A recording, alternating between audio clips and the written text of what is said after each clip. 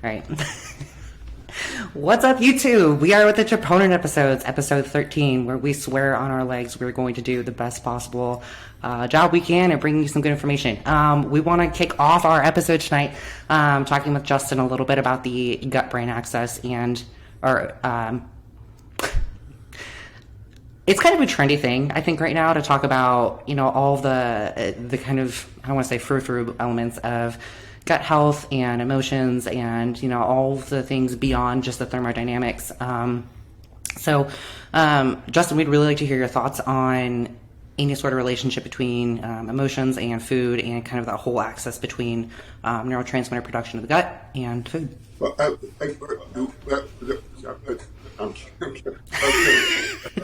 For anyone listening, if my sound is terrible, I don't know why. I'm using a Blue Yeti amp. I'm using quality headphones. I have several pair of quality headphones. We've tried running through my computer, running through my phone, different audio settings, different gain settings, different volume settings. I've ordered a Shure SM7B, the best podcast microphone you can get, apparently, with it. My audio interface for it has not come in yet. I've got a new sound dampening boom mic or stand. I've done everything I can. So with the sound's terrible, Justin, you're really hiding or trying to hide the idea that you actually love dropping some beats on your own, don't you? I do. Well, no, I'm not hiding. I do. It's been a dream of mine, but. Okay, so anyways, one day. I'm not really. It's not my passion. I think there's some interesting things, there's relations to serotonin and diet. But I think, as far as neurotransmitters, for one general piece of as far as neurotransmitters, we are clueless compared to what we thought we were. For 50 years, at least 30 years, the medical consensus was that depression was a neurotransmitter deficiency, specifically serotonin. You were deficient in serotonin or you had, and so they give you SSRIs, like the serotonin reuptake inhibitors. Well, the new data out on that shows that that's absolutely garbage, and there's zero correlation between neurotransmitter treatment, SSRIs, NRIs, which is selective serotonin, and norepinephrine reuptake inhibitors. So much so that you ever heard of the drug Pocketbill in Russia? Yes. That's, I can't remember the name of it, but that is actually based off an antidepressant medication. It's an anti-serotonin. It increases the reuptake inhibition of, or increases the reuptake of serotonin, they can't find any correlation with that. And so I'm hesitant to even spend a lot of effort on neurotransmitters and gut and mental health. However, I think there's a lot of corollary information with neurotransmitters and emotion and different than depression, but related to addiction. And specifically what I'm talking about is you heard the alcohol gene, that not everyone metabolizes alcohol the same. For one, there's alcohol hydroxylase that we produce, like a lot of Asians are deficient in that. So they actually, when they drink alcohol, it turns into formaldehyde in their body, basically, and they get terrible hangovers. And so, and then another one, alcohol, people who are very prone to alcoholism get a different effect from alcohol than people who aren't prone to alcoholism. And it's a dopaminergic response. When everyone gets drunk and gets numb and slow, and their frontal cortex is numb, and they still recognize it's not that you don't understand the risk of the things you're doing, you just don't care. Basically, what alcohol does, everyone gets that. But there's a different thing that alcoholics have. When their blood alcohol levels are rising, they actually get a dopamine high, like cocaine or the strong drugs that are extremely addictive. And that's what's addictive to them. And it's doubly bad because they only get that when they're getting drunker. And so to that alcoholic, when they are maintaining, like if their blood alcohol content of 1.1, staying at 1.1 to them is the same as withdrawing. That's like the worst, because you're not sobering up, but you're losing the high. So they have to keep them drunker. And I think there's data to show, and I could be completely speaking out of place in this because I don't even remember when or where I read this, but binge eaters, and like and extremely like morbid obese people and people who can't stop eating or don't seem to get the normal satiety from food, who don't seem to stop craving food no matter how full they get a similar release, a dopaminergic type response to food. And so that all, I don't know how much all of that relates to the sport of bodybuilding, because I always think, like there's studies that'll show artificial sweet people can gain weight on artificial sweetening. It's not the artificial sweetening that's doing it, because there's no calories in it. It's the fact that, like, for whatever reason, when things taste sweet, you tend to want to eat more. So you drink like a diet Mountain Dew, it tastes sugary. There's no calories in it, but it's more likely to make you eat other food. But if you're in this sport, that's not part of the sport. You have a planned diet. You don't eat when you want to, or how much you want to, or what you want to. You eat what's on your meal plan. Well, I think what's really interesting too is looking at the science in terms of the cellular mechanisms and also the behavioral component of this, right? Because anyone who's in the sport will tell you that so much of this is behavioral, and we were joking earlier today that bodybuilders literally, we take our habits to the grave. We have to be. This is a sport where for you to succeed, you have to be habitual. But it is really interesting just to look at some of the behavioral things or behavioral aspects of diet in general for someone who's in season versus off season. And something you've touched on before too is in prep, it feels like every meal matters. And so there's so many different elements, I think, of food that go beyond just food. Is there a theme or anything else that you see that's just kind of interesting to?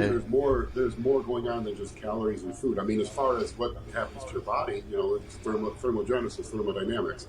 But anyone who's done a contest diet knows that no matter how hard the contest diet is, where you're doing hours of cardio, basically starving yourself, no matter how hard it is to stay on plan, then it's harder after. I could. Yeah, I don't want to talk about that right now as I'm sitting here drinking bourbon.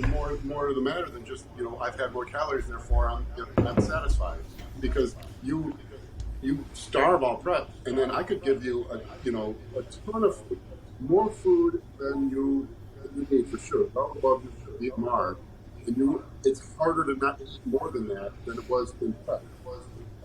100%. It's I don't understand, but.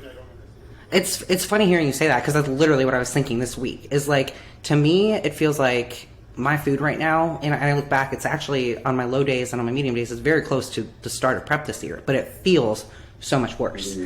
And I think it's because, number one, you spend X amount of weeks, or I mean, for me, it was 5 months. It's almost half the year in a deficit. But I think the expectation management component of food, if you're someone who's for one reason or another has any sort of emotional connection to food, the expectation management can be very challenging. Eating X amount when you're on a diet versus eating X amount when you are in your off season. And one of those points, the perception of scarcity tips one way or the other. When you're on a diet, the perception of scarcity is great, I'm going to get lean. When you're in off season, the mental perception of scarcity is what's wrong with me? And I definitely think that from a competitor standpoint, looking at someone like Dave, who's super process driven, very, I would say, objective with yourself even, which is a skill. Something like that doesn't bother him. And, when you're working with competitors, do you tend to see a difference between your competitors with how they respond to their off season, I guess?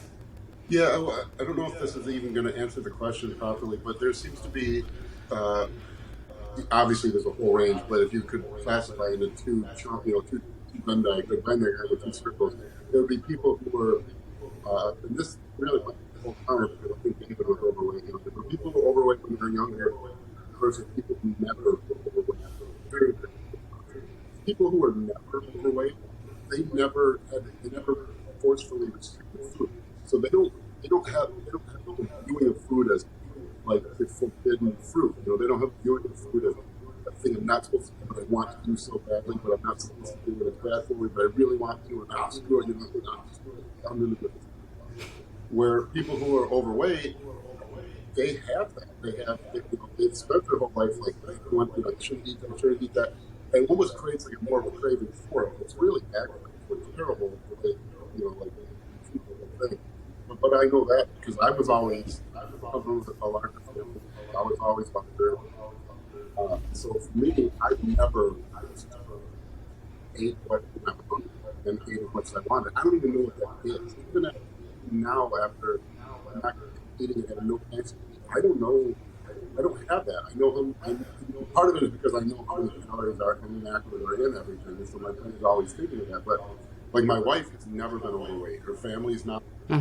She doesn't understand it at all, and it's really really intriguing to me because I have never just thought I'm hungry.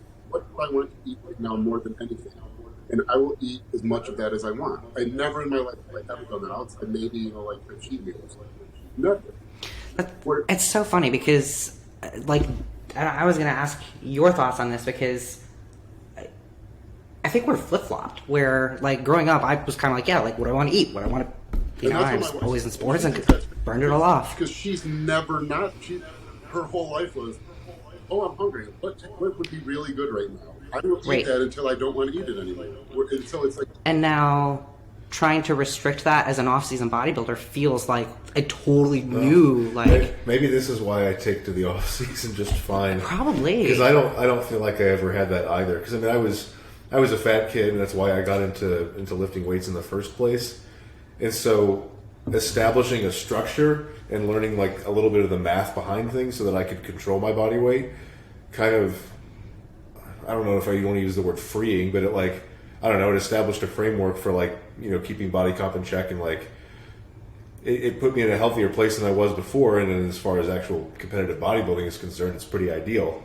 Yep. So I guess, 10, 20 years down the road, when I guess I'm done competing, I'll probably fall into kind of a pattern of habits like yours, Justin, where I could, like, if you told me you can eat as much as you want of whatever you want, I would get fat very easily. Oh, yeah. So I'll probably still just eat what I know to be a reasonably good meal plan, and I'll have a ballpark idea of the calorie content of what I'm eating, and I'll just probably stick to that as long as my weight and body comp stay in a decent range. And when you said freeing, I understand that 100% because I totally know what that means, because it's the same like off-season dieting for me has always been a breeze because I never really I don't even know what it means to eat as much as I want. Always either didn't know anything about nutrition because my parents didn't know anything, and I just knew that the wrong things were bad, but I didn't really know what the wrong things were, how much of the wrong things were bad. I just knew that too much was bad. So suddenly I knew I can do this, and I can control and decide how I look, how much I weigh, and really empowering or freeing for me. But like you said, so now I have no idea. I don't really. I mean, I don't want to look terrible, but I'm in my mid-40s. I got 4 kids. I'm married. Disgusting. Loves me no matter what. I don't really. I don't want to look terrible, but I don't care to look like a bodybuilder. It's not. But I know I'm eating rice. And I know if I do that, I know roughly what portions I can eat and not get terribly out of shape. And so to me, it's almost like being when you're institutionalized in prison for so long. But it's I don't even know what do I do on the other side? Because I would after this I'm gonna I got some beef tenderloin with some rice, and I'm looking forward to that. It's gonna be great. But it's I could order ribs and chicken wings. That would be great. I wouldn't. I could eat 60 chicken wings, and I don't know where the limit is on that, because it's the only thing I've ever done that is on a chicken wing. Yeah, the limit does not exist. To present kind of a different view here, we're talking about this way of looking at food almost as if it's unhealthy, and maybe it kind of is, but at the same time, our bodies are not really adapted to first world living, it's not a maladaptation. It's a good adaptation to want to eat everything in sight when it's available, in terms of survival. Yeah. But that's terrible in a world where food is plentiful and you have everything you could want to eat. So, if anything, I feel like kind of the bodybuilder or the fitness person way of doing things is maybe the way that it should be in an environment where you could eat, 5 times your calorie needs if you wanted to easily. Oh, yeah. Yeah, it's just such a weird, for someone who hasn't had to, eat 5 meals a day strict, it's I don't know, being point blank, I've never really been someone who's struggled all that much with food. But now being in the bodybuilding kind of like routine has made it hard. And it's almost made it worse to where now my free meals, I'm like, okay, now I actually get to be like, me and eat what I want. But we stack that on top of what's already a hypercaloric day. And I think I told you last check-in too, like, I turned into an asshole, and all of a sudden I'm in the pantry and I'm like, oh God, look at all this cereal. So anyone in my cereal crew, much love. The cereal, like in prep, there's. Oh God! I never eat cereal. I eat every morning the same breakfast. I either get up and I eat just eggs, or I eat eggs and oatmeal. Every morning, and we have cereal all the time. It doesn't even look good. You put me on a diet, and within 3 days, I'll stand there and stare at the cereal every morning, just craving and wanting it. And if I'm not on diet, because I'm not hungry, so I know how much eggs and oatmeal I can eat and not look terrible. And so it's just. I got bad enough in prep where I started doing this thing where I take my rice cakes and I would crumble them up in a bowl with some cinnamon Splenda and call that my cereal. When I say rice cakes, I mean my 1.5 plain, lightly salted Quaker, the 10 carb meals, just to give myself some like perception of semblance of food. Like we joke about our food habits over the years, and again, Dave's been super regimented, and that's probably why he's taken to bodybuilding so well. That has. I kind of sympathize with the cereal thing. At the same time, I'm so habitual that I just crave what I've established a habit for, to the point where, like, I don't know. For a big part of last off season, I was really into. It's always some combo of egg white, ground beef, and oatmeal. But then last off season, like, okay, I replace some of the carbs in the oatmeal with a piece of toast, and like, if it's a medium day and I'm not eating my omelet with a bowl of oatmeal and a piece of toast, like, something's very wrong. He gets like moody about it too. It's kind of funny. Well, yeah, like the rare occasion where we're traveling and I can't have it, just so I'm like, damn it, that was like, it's like the thing I look forward to in the morning. He gets super. Jose Raymond has a couple funny videos. He used to do his chocolate egg whites. You ever seen that? No, that sounds disgusting. It's not terrible, but he makes them look chocolate egg whites. Yeah, with like Hershey's syrup and I think he put sugar-free jelly in it or something, or sugar-free syrup. He makes it, but he talks about looking forward to it. There's some video. I know exactly. I can see that. Where he's like, looking forward to that, even though it's not that good of a meal. It's just like that ends his day. Yeah. That's the end of the day. It's just like it's like home base for him. Yeah, no, that makes sense, especially if you're someone who is in prep or dieting. Yeah. Yeah. I don't know. For me, it's all year round. Yeah. Have you or your family tried any of like the? I have a mild addiction to the Jordan skinny syrups. No, they come in all kinds of flavors. We don't. I'm the only one who eats, unless my family eats like without any thought at all to nutrition in it.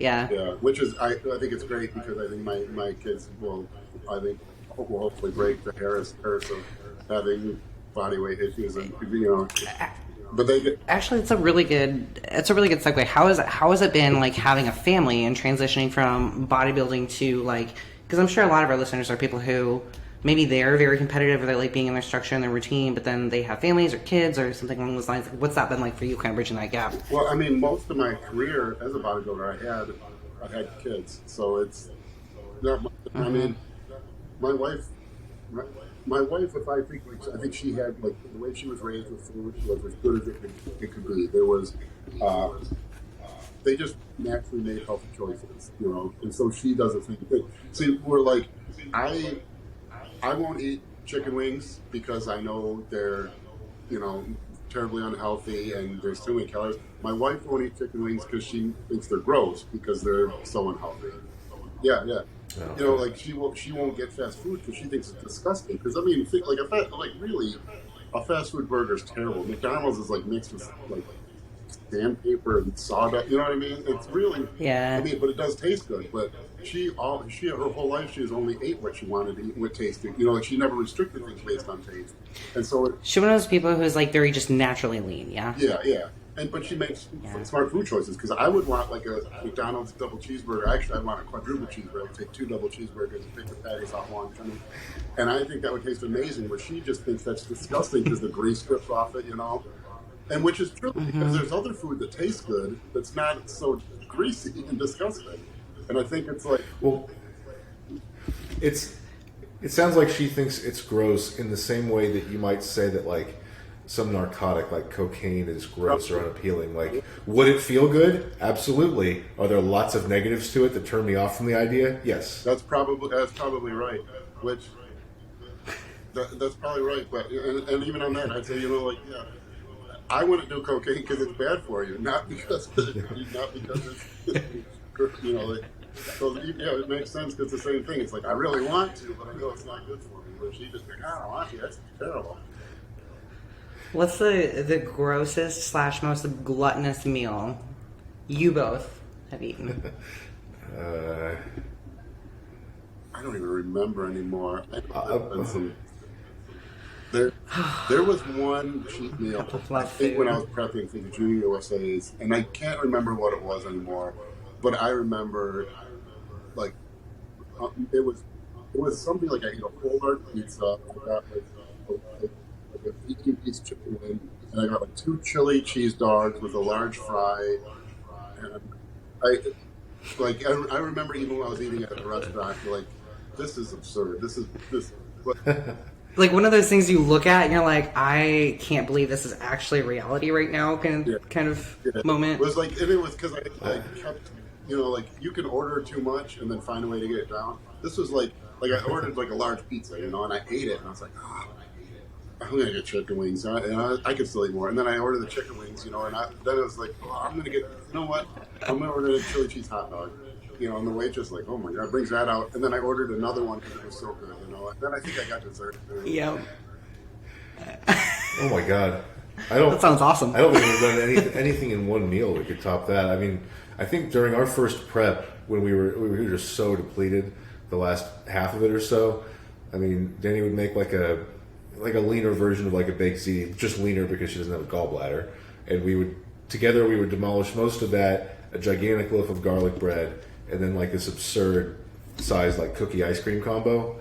But lean baked ziti like with lean ground beef or it's amazing. It's dude, so good. Fennel. Okay, I grew up eating the most Midwest, so my thing was like I played a bunch of sports growing up, so after practice or on Fridays or whatever, I go with friends and eat bacon cheeseburger, a side of chicken wings. I think at one point I also had like a fettuccine alfredo with that. I didn't miraculously I didn't get that. But like growing up, my family just had like frozen dinners basically. So Dave's family is Italian, and they have the best cooks I've ever, I vividly remember probably one of my first weekends meeting Dave's family. I was like, oh my god, food is so good. And his mom was like, honey, have you ever eaten? Like, are you okay? So we started cooking together more often when we got married. And man, fennel. I fucking love fennel, dude. If you want, fennel seed is like what makes Italian sausage taste like so Italian good. sausage. I actually just thought of 2 food things. London Dairy in Portland, Michigan, there used to be a thing called the pig's trough. If you ate it, you got like your name on the wall and a button to take home that said you ate it. I remember I ate 2 of those one time. Is this a dessert? Yeah, Savory it was meal? like 12 scoops of ice cream and like 2 or 4 bananas or something with a bunch of. That sounds amazing. Yeah, it really. I can do that. Yeah, we could done that. It wasn't that much food. I don't know how anyone would not be able to finish it. It was like it couldn't have been more than like 2 pints of ice cream, which isn't outrageous, And you could eat it. No, it's not. It's not. But and then I remember another one. We went to this restaurant one time, and they had like a 44-ounce steak, and if I don't even know if we knew it was like no, I think we knew you got your name on the wall and a picture of yourself on the wall if you ate it all. Well, this is when I was my largest. This is like 2007. I'm 290 pounds. And this wasn't even cheating. This was I could like 44-ounce steak. That's not it's not crazy. I mean, a 22-ounce like 22-ounce porterhouse is just like that's not insane at all. Yeah. So I got this 44-ounce steak, and there was like Texas toast and like potatoes and whatever. Well, I'm eating it, and I was eating the Texas toast in between bites and eating my potato, and I finished it. And the waitress came back, and she was like all shocked. She was like, "Oh, what was the time on that?" And I was like, "Well, I don't." She's like, "I think that was a record." And we didn't. She thought I might have said like the speed record, when I wasn't even just eating the meat. I didn't think, but You weren't even trying. You were just having a and regular. I So think that's funny because I think if you like, I don't think people realize how much like 280-pound plus bodybuilders eat. I really don't, because I remember when I worked as an echocardiographer with all women, they were just mesmerized because. I mean, like a pound of steak and 2 cups of rice, you're hungry in an hour and a half having that. That's nothing. Like a pound of extra lean ground beef. I'm gonna come out. I got it. And like to a normal person, that's like several meals. Where to you, that's like you just eat that and you're ready to go in another hour. And so, I think any like Juan Morel videos, I don't think. Oh yeah. Those are like he's got an extreme metabolism. Is that mine? No, that's our dog who needs his nails trimmed. She's just letting him outside. Yeah, well, the Juan Morel videos. If anyone hasn't seen it, it's easy to find on YouTube. But it's.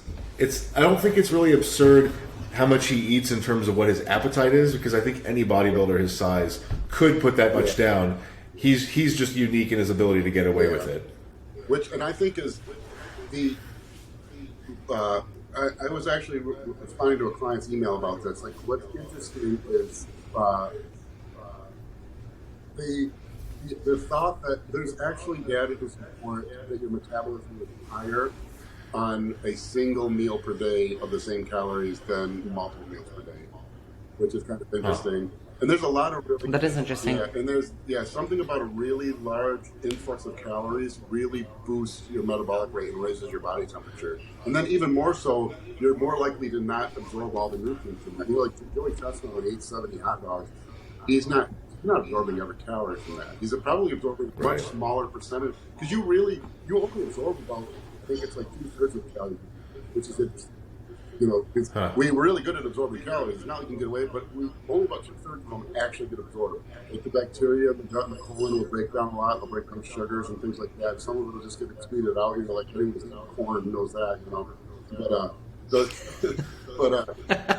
But that's really interesting. And I think, I think that is likely the biggest player because people don't really seem to have different. Like the difference in metabolisms isn't extreme like people think. Whenever they put people like, if you put someone in a room that catches the heat that gets radiated off a person, it's not that dramatically different. People are pretty close, surprisingly close, and that makes sense because what is metabolism? It's the metabolic processes in your body. You don't get to have different processes than I have. We have the same process. I might have more muscle mass, which is like a calorie just to sustain like each pound of muscle takes like 50 calories a day just to keep alive or something like that. But I think the biggest difference is likely the absorption. I think fat people probably absorb nutrients better. And you can think like, does that really make sense? How could someone 150 pounds have the same metabolism as someone who weighs 300 pounds or 250 pounds, whatever, let's say 300 pounds, just by absorbing calories different? Both of them are only absorbing about 2/3 of the calories that they're eating. So let's say that at age 20, two people at 150 pounds at age 20, right? And let's say that let's say in 20 years, if one person's 350 pounds, so at age 40, one of them's 350 pounds, one of them's still 150 pounds. The difference in that is only 100 calories a day, which is what's 100 divided by like 2,500. 0.04. Okay, yeah. So that's 4% difference in nutrient absorption. So one person is absorbing like 66% of the calories, and that person is absorbing 70% of the calories, and that's enough difference to make one person like definitely morbidly obese in Italy, and the other person the same weight they were at high school. That's small difference. Yeah. That's so fascinating to think about. Like, if science says that, just looking again, kind of coming back to where this all started with the behavioral mechanisms of what drive our food choices if you're not working with you or another diet coach or something else. Because at some point there's some, for most people, self-regulation that says, I'm becoming slightly more disgusting by the year or not. If the difference is that small. Yeah, in that case, both people would be eating 2,500 calories a day. And so, and both people have the same metabolism technically. The one person's just absorbing, because you can even do less. Even 50 calories is nothing. You know, like that's 2%. There's two, so one person's absorbing 65% of the calories, one person is absorbing 67%, and that difference for 20 years would be 100 pounds. And then you couple on top of that, you know, as we age, some of the other changes that happen to our body with like declining muscle mass and things like that, which is going to affect the true metabolic rate. Have you seen the new studies on the fact that metabolism doesn't slow with age? Yeah. Right? Yeah, you mentioned that. Go ahead. I was just going to say, I don't think it should be that controversial, but it is, because there's so much shit and stigma wrapped up around body weight and how much you can or cannot eat. And I don't think people like to hear that their declining activity level is really the reason why they've gained weight. What? You mean accountability? Yeah. I think anyone who's achieves any level of any measure of success in the gym has encountered the person who isn't even old but older than they are, admonishing them, telling them, just wait till you get to my age. Like, my favorite is women who are like, oh honey, just wait till you're 30, and I'm like, I'm 35, like I'm doing just fine, thanks. Yeah, it's that's it. Well, I mean, you can't really sympathize, but you can sympathize with the thought. It's hard to admit that your failures are your failures, and not the ether. You know, it's much easier to think like, I had no choice in the matter. On a slightly related note, I'm glad as we're talking about food, we all have strong appetites. I have this I'm kind of a dick about it. I have this annoyance with people with really weak appetites. It's honestly you get so triggered. Actually, I get annoyed by people who just have like a generally weak constitution in general, like you do. Poor discomfort tolerance, low appetite, get sick all the time. I'm just like, why is your bloodline so weak? Can you just stop? Can you just stop procreating? Can you just stop procreating? Yeah, God. I don't want to get on that topic really because I don't want to feel like bashing necessarily, but I always thought it was interesting. So funny. Like a Matthew Stafford. He used to be the quarterback for the Lions, you know, and he just left. That's a sports ball, Dave. But a guy like that never missed games versus guys who do miss games. It's like you're playing the same sport. You know, like anyone, like you played sports growing up, you knew there were guys that were at every practice or were at every game, and there were guys who were injured very often. And you know, you're doing the exact same sport. How many injuries did you have that you didn't consider an injury that they had? So, super interesting part of that from the PT standpoint too is that like more and more studies are showing that like all these like injuries that are happening, especially if they're soft tissue related or like ligamentous or, I mean, God, think of something everyone's like, oh, like it feels its shoulder. So much of this is neurologically oriented and has nothing to do with the imaging. Like we have so many more studies every year that basically show the imaging in terms of like your diagnosis really doesn't actually matter. So if we think about like the whole weak constitution thing, it's always a kind of a question in my mind of like, what other components, if we think about the constellation that kind of comes together to determine does someone feel like they need to miss a game or miss a practice or not, what are the other components and how do they add up? And how does that person take those components and then interpret them? That's the really interesting part. And that's why I think some of the biopsychosocial stuff, whether it's performance, training, food, diet, anything, it becomes so fascinating to me. You can see it as a coach too, because you'll have your clients who it's like, you know, they broke 3 ribs, they're, you know, like they were in a car accident, their house burned down, nothing is going wrong, and you're like, okay, let's find a later joke. They're like, no, I can pull it off. If I dig a hole in the ground to sleep in, I don't really need a home. And then you get the other people who are like, you know, like, coach, you know, I sneezed wrong. Yeah. I think I need to not diet for a week. Yeah. I'll bet you see similar things with people's excuses or lack thereof about diet. Like someone will probably be like, well, I missed meals 3 and 4 because this happened and I didn't have a microwave. And I'd be like, you didn't just eat the meal cold? Yeah. Oh, you would? Yeah. Yeah. The deviations is funny because in my check-ins I have, you know, like any deviations, you know, and you'll get people like, they'll be like, coach, I'm sorry. This is a terrible, terrible week. I've been eating rice, meal 3. I ran out of rice on Tuesday. I had oatmeal. It wasn't planned. I'm sorry. You know, it's just, you know, I meant the same number of carbs, but I know you want consistency, and I had been eating rice in that meal. So hopefully the week isn't washed. You know? And then you get other people who say, well, you know, my friends came on Tuesday, and we went out, and then my mom came over. If I don't eat her food, you know, then she'll get mad. So I ate her food on Wednesday, and we had leftovers. So Thursday morning, meal 1, you know, I had some clothes and she was mad. but it was a pretty good peak workout. It's like, you did it, you felt with that 3 or 4 days. Now, I'll add a flip side to that, to where, coming, and I'll just, let's be very honest, coming into and out of contest prep as someone who's like really, really, I don't think I'm like a perfectionist by any means, but in generally I'm pretty rigid, especially in contest prep. And coming out of that, trying to remind myself that it's like okay to be a human, and like, for those, again, this was a glass of bourbon that I. I pulled out some of my other carbs, and I think there was a point last year where I was like, Justin, this week has just been a really hard week. Can I just have a drink? And you were like, pretty sure you're like in your off season. It's okay. Yeah. So there's always kind of that balance too. Like, how do you approach? Yeah, how do you approach That's that? the biggest doubt. That's the hardest for like the top competitors. That's what I would say. I'm not there to push, like, there's like the weak. I don't want to say weak-minded people, but the people who are struggling to succeed. I'm there to push. I'm there for like the top people. I'm there to put them from overdoing themselves and showing their own progress by doing too much. I mean, that's really what it is. Kind of a funny story, actually. I used to not always offer cheat meals. Part of the reason I do now is because I realized there was a certain rate of people who would fall off the diet no matter what, and I'd rather just plan for it and account for it, and then because then we can include it as a consistency in the plan.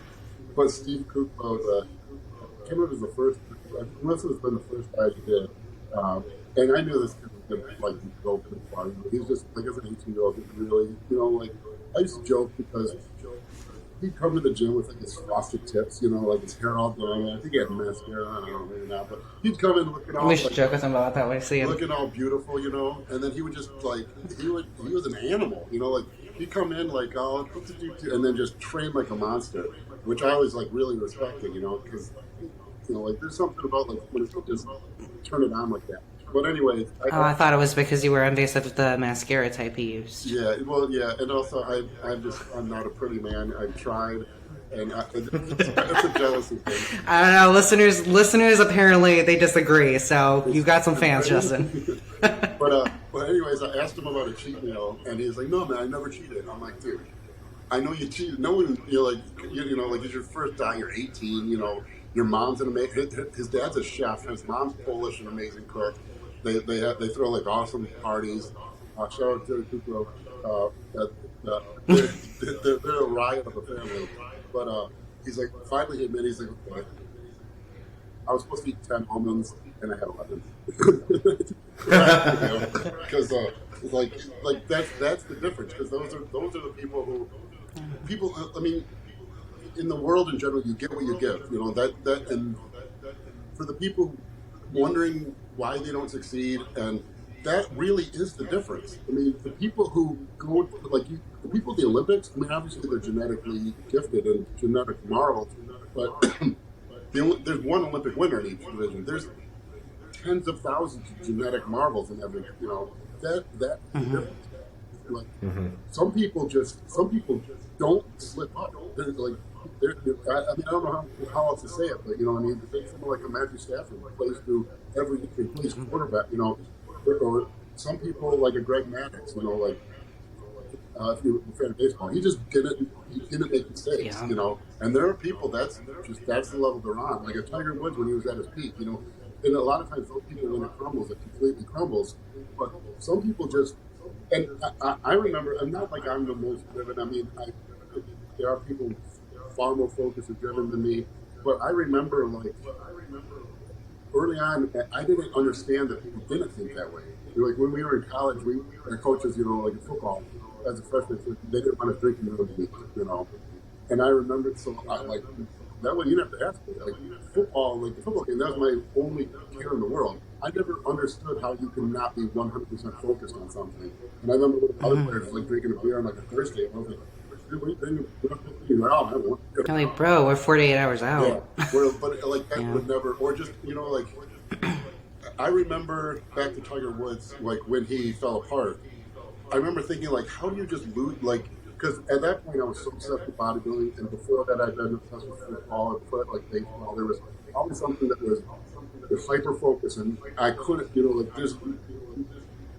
I'm going totally off on a tangent here, but I remember a lady who worked at at the gym I was at was asking me if she knew I had kids, and she knew how I ate, and she's like, well, you make your kids eat that stuff too? And I'm like, no, they ain't normal food. And she's like, well, how do you make it? I'm like, I cook it. She's like, well, how do you know it's done? And I'm like, I don't know, it's done. Like, well, you make macaroni and cheese, you don't eat any of it to see if it's done? I'm like, no. What do you mean? But so like a lot of people, there's different ranges of people where people can't understand that you would be able to resist that, but anyways, back to Tiger Woods, like when he fell apart, I remember thinking, like, how do you just not, like you were so focused. How can you just not, if you hit 1,000 golf balls every day, how do you just not?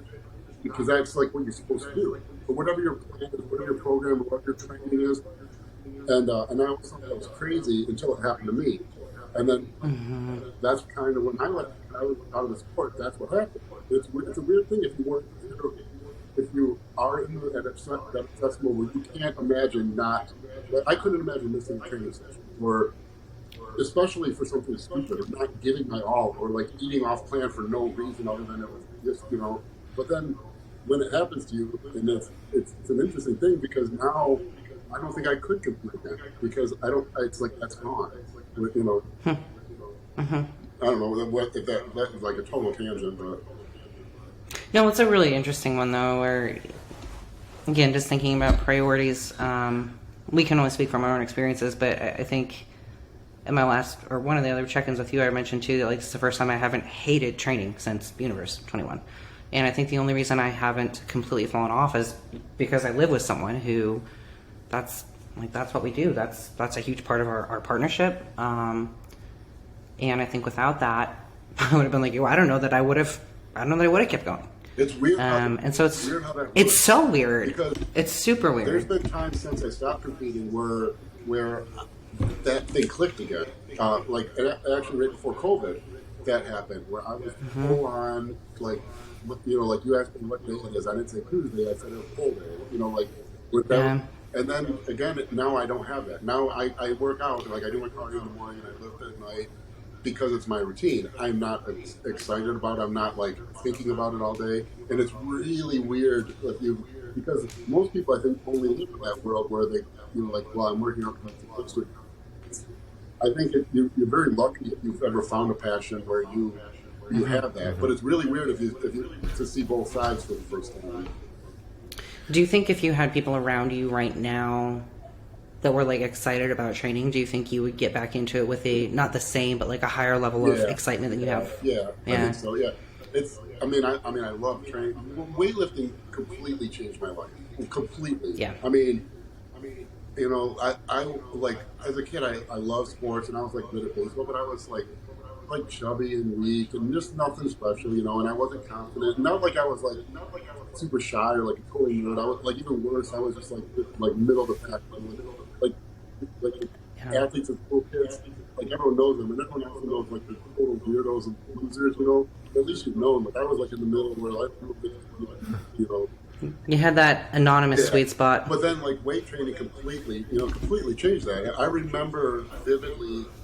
Because I remember benching 95 pounds for one rep max. And I remember putting a 35-pound plate on each side. I don't know how many weeks later it was, and being able to do it. And just like it was such a profound effect for me to think, I did this. I was this strong. I did something to try to get better at it, and it happened. And realizing I could do that, but I'm not, I just thought I want to be, I want to be good at football. Some guys are just born, and some guys are born at different levels. But I just thought you were what you were.